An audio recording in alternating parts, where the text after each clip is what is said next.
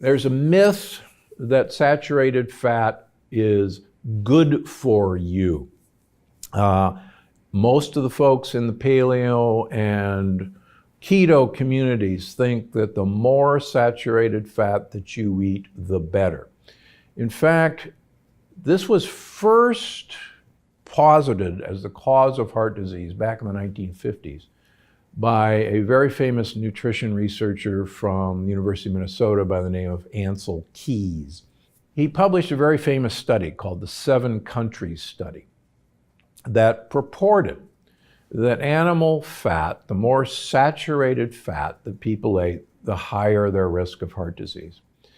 Now, he presented his findings to the World Health Organization, and the World Health Organization believed what he said.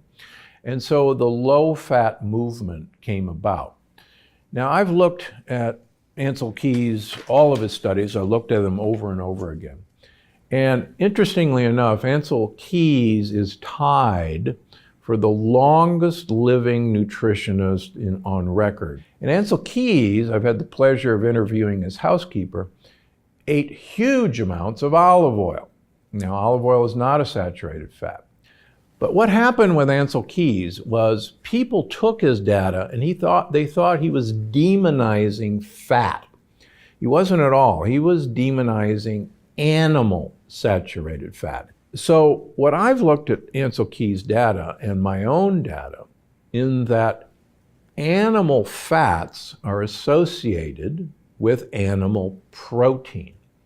And it was actually the animal protein that was the big mischief maker in the animal fat, the saturated fat hypothesis.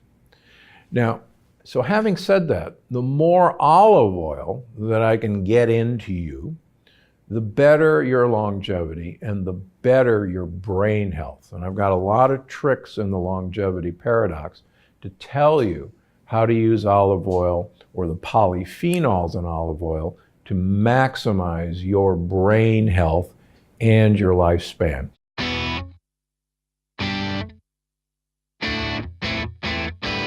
The idea that you should be cramming down the bacon or the sausages or the really marbled meat in a paleo or a ketogenic diet is quite frankly detrimental long term.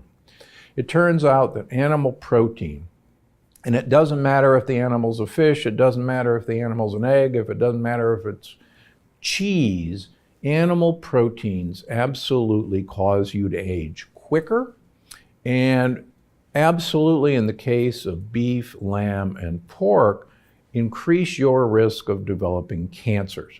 One of the interesting things about the blue zones, and I'm actually the only nutritionist who has actually spent most of their career living in a blue zone, and that's Loma Linda, California. And I can tell you that the unifying principles of the blue zones, in other words, what their diets all share, is not the common things that you're told about. All the blue zones do not eat whole grains. All the blue zones do not eat beans. That's a myth. In fact, that is not a unifying feature of the blue zones. And as I talk about in the longevity paradox, the whole grains that some of the blue zones eat and the beans that some of the blue zones eat are actually a negative part of their diet that's overcome by other very positive parts of their diet, including generous use of olive oil in 3 of the blue zones. But the unifying feature of the blue zones, which was common to Loma Linda, it's common to Sardinia, it's common to Crete, it's common to Acciaroli, it's common to Kitovans, is very, very little animal protein. That's actually the uniting factor. And as I talk about in the longevity paradox, one of my colleagues, Gary Frazier from Loma Linda, has shown that the vegan Adventists are actually the longest lived of all of the long-lived Adventists. And again, the unifying feature of all the blue zones is not the grains and beans. It's actually limited animal protein. Does that mean you have to give it up? No. In fact, I'm going to give you a bunch of tricks in the book on how to have your cake and eat it too. In this case, how to have your meat and eat it too.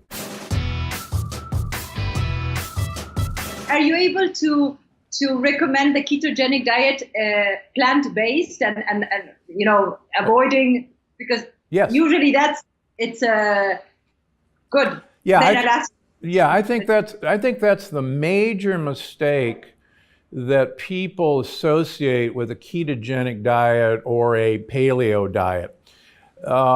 These are all variations of basically the Atkins diet. And people think that a high protein diet, avoiding carbohydrates, and keeping the fat that's associated with animal protein is a ketogenic diet. And I measure ketones in all of my patients. And the vast majority of patients that I see who say they're on a ketogenic diet, in fact, aren't, because they're eating primarily a heavy protein diet. And this was actually one of the mistakes that Dr. Atkins made. And I know because my original book, Dr. Gundry's Diet Evolution, was done by Random House, who had done all the Atkins diets and all the South Beach diet books. And Dr. Atkins didn't know that we have no real storage system for protein. We need it for wear and repair, but that's about it. So we don't waste energy. So we convert protein into sugar, gluconeogenesis.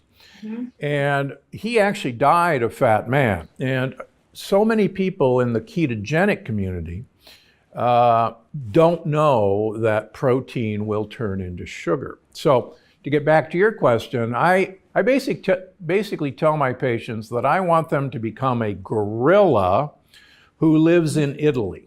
Now, you have to think about that for a second. Gorillas only eat leaves and twigs.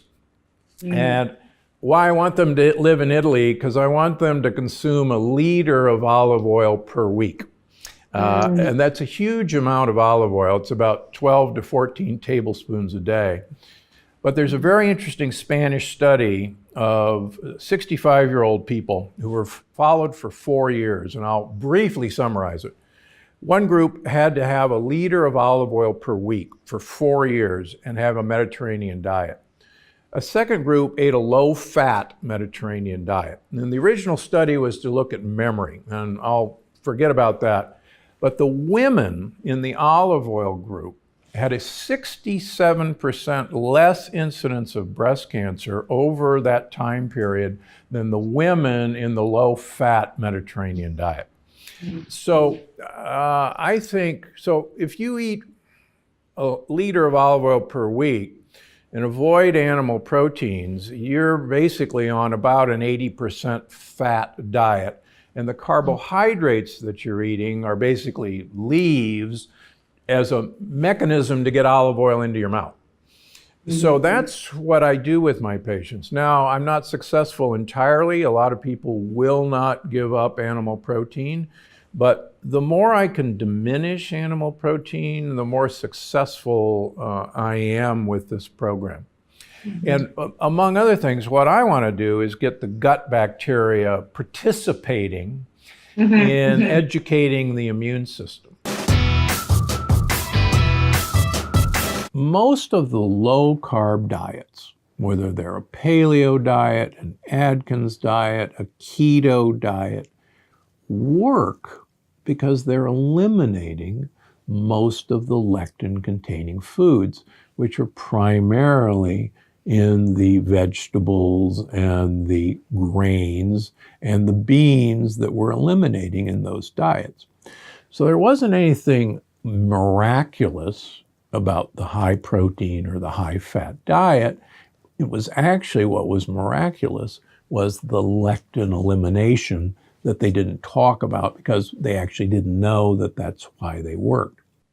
In fact, when my first book, Dr. Gundry's Diet Evolution, was bought by Random House 11 years ago now, they had done all the Atkins diets and all the South Beach diets. And I had figured out what was wrong with those diets. And one of the things that was common in both those diets is you eliminated grains and beans from phase one. After phase one, you reintroduced grains and beans, and invariably people gained weight. So the answer was, well, go back to phase one, where you eliminate grains and beans. And it didn't click in any of the editors' minds that the reason you had to go back to phase one was not to be low carb again, but to get rid of the lectin-containing foods that were the grains and beans. So that was one of the observations that I made that such a successful book.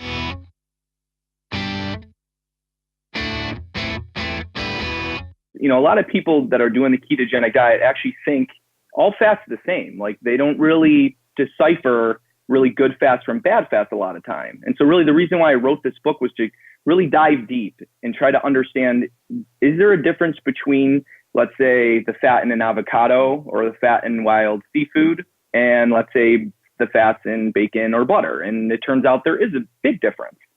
And so, you know, really that's what the book is all about, trying to pick the healthiest foods that provide the fats to actually make you a better fat burning machine. So you mean there is a difference? I shouldn't eat a stick of butter every day if I'm on a ketogenic diet? That's not good for me? Correct. I mean, and I'm honestly an offender of that. Like, a few years ago, I was probably putting too much heavy cream in my coffee, and I started gaining weight. And so that's when I realized I need to really research the different types of fats to see how they metabolize in your own body. So just take, for example, omega-3 fats.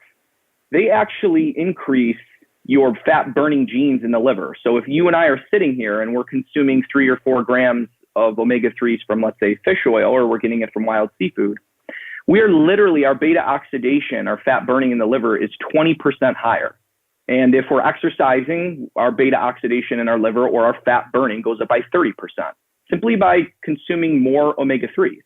And so it's almost like if you swap out and replace butter with omega-3s, it's almost like swapping out a V4 engine for a V8 engine. You are literally more efficient and better at burning fat. And so that's just one key that really Superfuel dives into.